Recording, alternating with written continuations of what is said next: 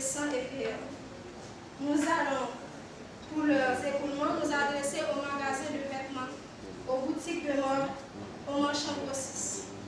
Nos clients viendront du secteur privé, du secteur public, tels que les écoles, les entreprises et les organisations non gouvernementales. Il ne fait pas de doute que les hommes pour remporter cette bataille de marché visent remporter cette bataille de marché réside dans les prix et la qualité des produits. C'est pour cela que nous avons, dans un premier temps, travaillé à baisser nos prix au plus bas, de manière à s'assurer du renoncement de la population à acheter les vêtements pépés. Ensuite, nous visons à offrir de meilleurs prix pour les autres catégories de vêtements, afin de nous insérer fortement sur le marché des plus gros portefeuilles, tant en Haïti qu'à l'étranger. Maintenant, je voudrais vous présenter le plan de développement de la maison de mode des Biessa.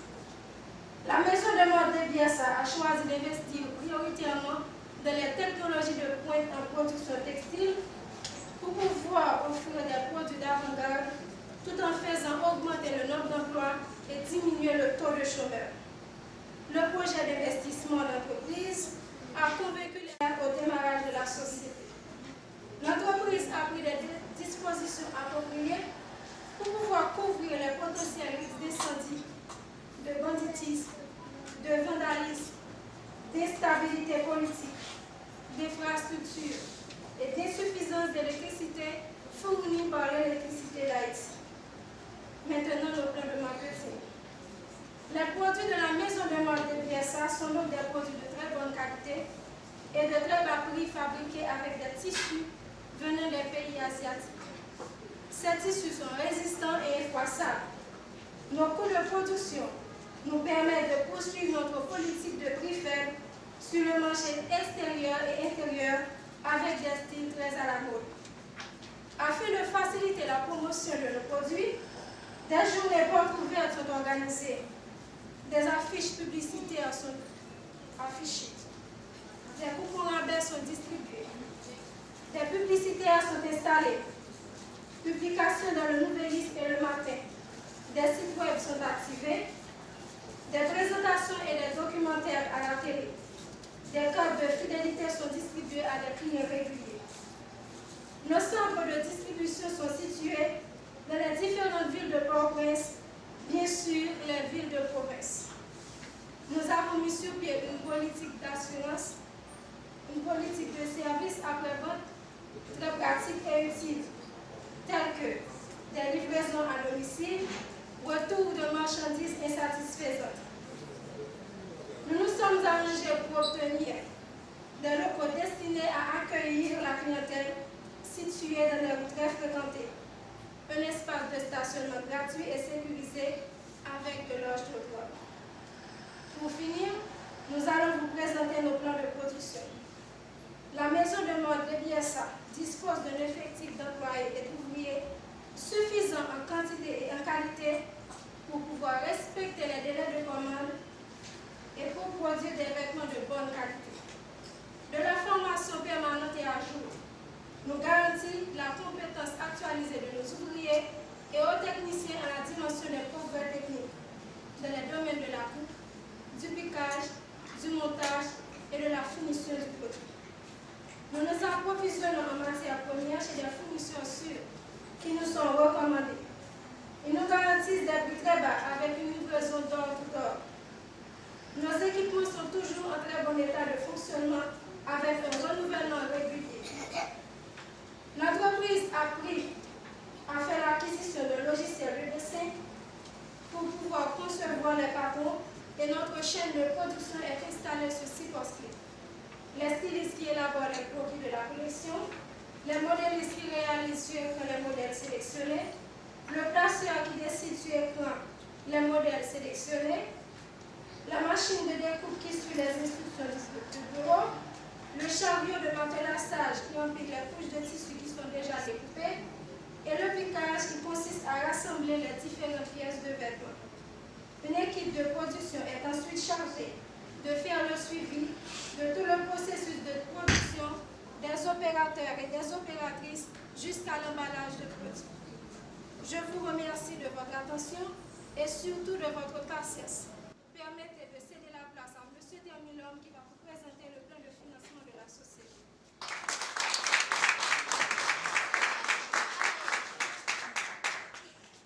Naturellement, je vais tâcher de répondre à la dernière question de Mademoiselle Isaac dans son introduction, à savoir avec quels moyens on va fabriquer les produits qui sont en l'occurrence des vêtements à usage divers. Nous touchons là les nerfs de la guerre de l'investissement. Dès qu'on parle d'investissement dans quelques domaines que ce soit, on voit systématiquement la présence des capitaux. Le rôle du gestionnaire, justement, est d'identifier les sources probables des capitaux et mettre en place le mécanisme adapté à l'appel de ces capitaux. Dans le cadre de la création de la maison de mode débit SA, après avoir évalué le coût de la mise en place des structures administratives, techniques, matérielles et humaines, qui s'est élevé à 33 723 806 gouttes, nous avons entrepris de faire rentrer ces capitaux dans le patrimoine de la société. La première source a été l'apport des actionnaires qui s'est élevé à 100 000 gouttes, dont chacun a apporté 25 000 gouttes. Ensuite vient le financement bancaire. La maison de mode débit SA a dû solliciter de deux institutions bancaires, la Sofides et la RDI, un emprunt totalisant 33 626 806 gouttes au taux de 25% l'an, remboursable sur 5 ans. Il est intéressant d'observer le coût total du capital emprunté sur 5 ans. Cette observation nous fait mieux comprendre l'exigence des banquiers quant à l'efficacité de la gestion d'une entreprise empruntée. La maison de mode débit SA a dû payer sur 5 ans 75% des capitaux empruntés. Et sur ces capitaux prêtés à la société, la banque attendait en retour, sous forme d'intérêt, 75% de son capital. Donc, la banque devait s'assurer que le dossier que l'entreprise présentait pour solliciter cet emprunt était techniquement bien monté. Parallèlement, nous confirmons notre hypothèse de départ qui était que l'entreprise bien conçue et gérée est le placement le plus rentable. Car non seulement l'entreprise a pu supporter plus de 25 millions de gouttes d'intérêt, mais a pu dégager des profits rémunérant les 100 000 gouttes des actionnaires. Survolons rapidement et notre concept de gestion financière un peu plus complexe. Il s'agit de la disponibilité des fonds dans l'entreprise pour faire face aux obligations courantes.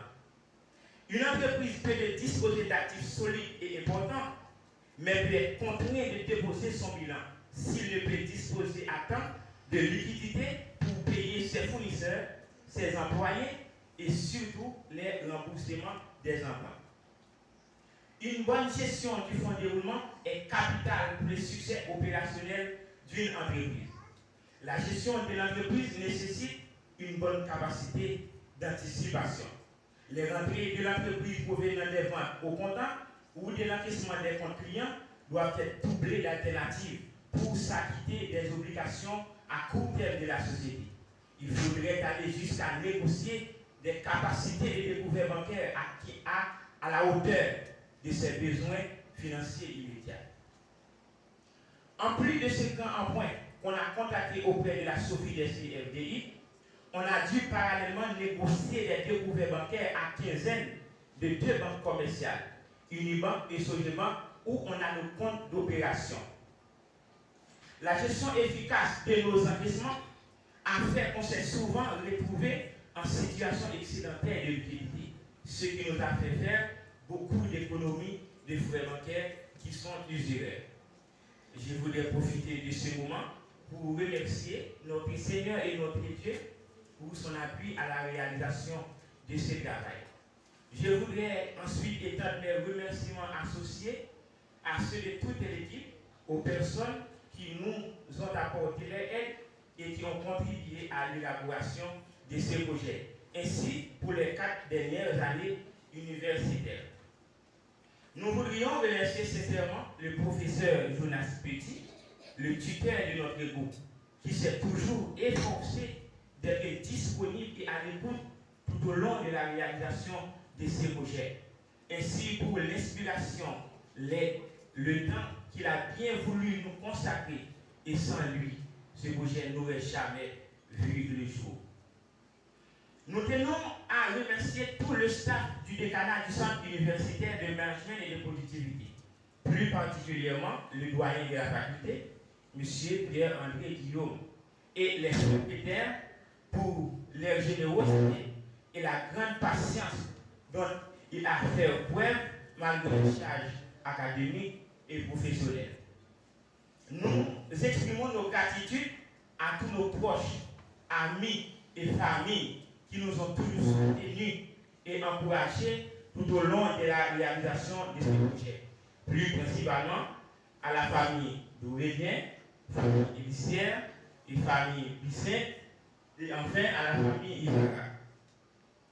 Nos profonds remerciements vont aussi à M. Patrick Bien-Aimé, Géraldine Élicière, Tessilia, Francis Chirok et Louis Michel pour les aides.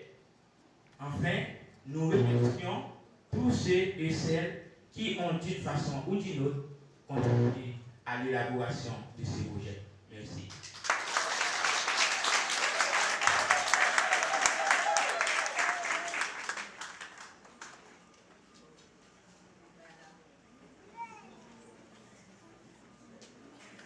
Nous avons écouté attentivement les exposés des impétrants après avoir bien sûr lu le document.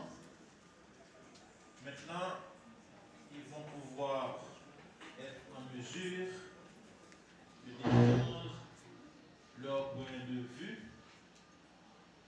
ou éventuellement de donner des explications supplémentaires aux membres du jury qui auront à leur poser des questions. Je vais passer la parole tout d'abord à M. Nixon Maxime, qui a la haute charge d'être le lecteur critique, d'être l'accusateur. Donc c'est à lui que revient d'abord le privilège de poser des questions aux impétrants. Vous devriez quand même dire la source de vos informations. Une information qui n'a pas de source peut être prêtée à équivoque. Il faudrait quand même penser. Par exemple, vous avez parlé des statistiques de la BRH. BRH publie un bulletin régulièrement avec un numéro, avec une page de laquelle vous avez tiré cette information. Il faudrait penser à le faire. Je ne vais pas refaire cette remarque, mais j'estime que ça pourrait avoir lieu. Que je fasse cette remarque au fil de tout ça. Maintenant, la page 10. Je vais aller très vite puisque j'ai de petites remarques et des remarques vraiment importantes. Par exemple, à la page 10, et presque la dernière page, la dernière phrase, 3, troisième paragraphe.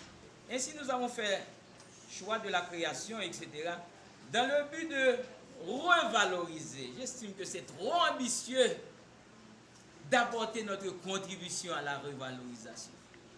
Ce serait mieux parce que vous autres, vous ne pourriez pas apporter une solution à la revalorisation. Vous allez contribuer. Vous pouvez quand même moduler comme ça. Nous allons démontrer. C'est un petit peu fort, démontrer. Bon,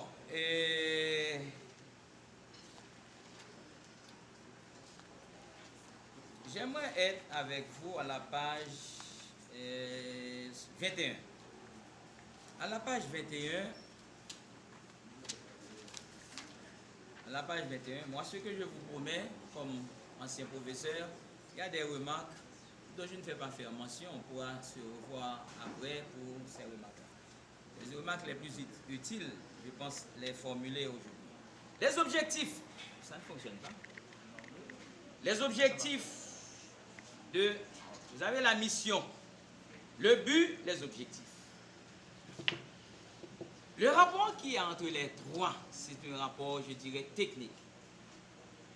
Si l'objectif est atteint, est-ce que le but est aussi atteint? Si le but est atteint, est-ce que la mission est atteinte? Parce qu'il y a une mission, c'est parce qu'il y a un but. Il y a un but, c'est parce qu'il y a une mission. Il y a un objectif, c'est parce qu'il y a un but. Donc il faut dire quand même, j'ai l'impression qu'il n'y a pas un lien, je dirais, logique entre les trois. Je prends par exemple les objectifs à court terme. Les objectifs à court terme, vous avez parlé de l'amélioration, améliorer la productivité. J'estime que d'une manière générale, étant donné que c'est une institution, c'est une création, les termes améliorer, accroître ne tiennent pas. Par exemple, si je prends la part de marché que vous n'avez pas, dont vous n'avez pas pensé, et la part de marché, je ne peux pas augmenter la part de marché alors que l'entreprise n'est pas encore créée. Je peux parler de conquérir une part de marché. Donc quand vous parlez d'accroître, cela veut dire que l'entreprise a un niveau de performance et que vous voulez accroître. Donc moi je pense qu'on pourrait écrire accroître ou bien augmenter sans cesse. Et puis vous n'avez pas écrit accroître la rentabilité des actionnaires, vous en avez parlé. Accroître les actifs de l'entreprise, c'est un petit peu risqué. Parce que les actifs augmentent les amortissements de l'entreprise, qui représentent des coûts fixes. Et ça peut quand même avoir un impact négatif sur la rentabilité. Parce que si une entreprise pense accroître les actifs, de l'autre côté, il faut penser aussi aux conséquences de cet accroissement. Et vous savez que c'est important, c'est plutôt important de parler de rouler les actifs. Ça, c'est la gestion. Les actifs relèvent de la gestion. Les actifs, il faut bien les gérer. Et n'oubliez pas que Dupont nous a dit, si nous roulons bien, si nous gérons bien, eh bien, nous pouvons connaître la rentabilité. Au lieu de parler d'accroître, c'est mieux de parler d'avoir une croissance soutenable. Une croissance soutenable, c'est une croissance en fonction de l'augmentation du chiffre d'affaires. Le chiffre d'affaires augmente, eh bien, je vais ajuster la croissance des actifs à ça. Donc, j'estime qu'il faudrait quand même penser à d'autres verbes pour ça. Je n'ai pas vu les moyens, je ne sais pas quels moyens vous allez utiliser pour arriver à cela, mais c'est quand même important. C'est quand même important de penser aux différents moyens. Page 23. À la page 23, je suis attiré par le département de contrôle et de gestion. Bon. Est-ce que dans l'entreprise, il y a un service de contrôle interne? Je ne sais pas si vous en avez pensé. Est-ce que c'est seulement le contrôle de gestion que vous allez avoir? Et d'une manière générale, le contrôle de gestion, qui peut occuper deux positions, soit une position de fonction, une position de direction, mais c'est généralement une position de direction. Parce que c'est comme l'aéroplane. L'aéroplane qui regarde toute la forêt. Et en fait, là, je pense que le département de contrôle de gestion ne serait pas, à mon avis, bien à sa place. Il faudrait penser à intégrer quelque part d'autres. Bon, alors je fais un bond, je vais à la page 31. À la page 31, vous avez parlé de bénéfices nets. Je pense qu'il faudrait être très prudent par rapport à l'avenir. Au lieu d'écrire bénéfice net, c'est mieux d'écrire résultat. Parce qu'on peut connaître aussi la perte. Le résultat de l'exercice. C'est mieux comme ça. Ok. Et à la permanence des méthodes, vous avez dit que ce sont Le principe l'exige. Mais ça peut arriver qu'on modifie les méthodes. Ça peut arriver puisque l'environnement change, les méthodes changent. Donc on pourrait quand même être un petit peu plus flexible par rapport à cela. À la page 33, il y a le tableau, ce tableau que vous avez présenté, voir l'enquête en annexe 9. Je n'ai pas vu le titre du tableau. C'est toujours important de donner un titre à un tableau. C'est comme un ouvrage. Si on ne donne pas un titre à un ouvrage, tout le monde va se perdre et on ne va pas acheter l'ouvrage. Titre du tableau. Oui, c'est clair. Mais, mes amis, vous avez mis revenu moyen, je ne sais pas sur quelle base. Est-ce que c'est une base annuelle ou bien c'est une base mensuelle, trimestrielle, etc. Il faudrait toujours penser, dès qu'on calcule la moyenne dans ce contexte, il faudrait toujours adjoindre l'unité de temps. C'est important de le faire.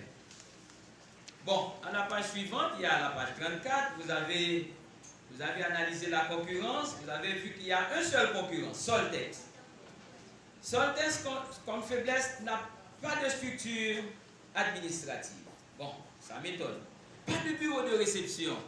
En fait, c'est une entreprise virtuelle, mes amis.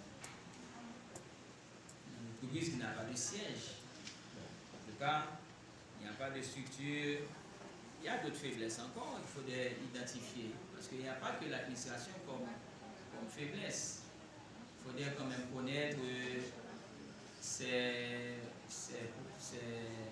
fournisseurs, ses clients, etc. pour voir est-ce qu'effectivement il y a force et faiblesse. Bon, de toute façon, ces forces et ces faiblesses représentent pour vous une opportunité ou bien une menace, ça dépend. À la page 36, il y a le tableau en point bancaire. J'aimerais aussi voir un titre. Je me perds un petit peu dans cet exercice, dans ce tableau d'amortissement. Je sais que l'annuité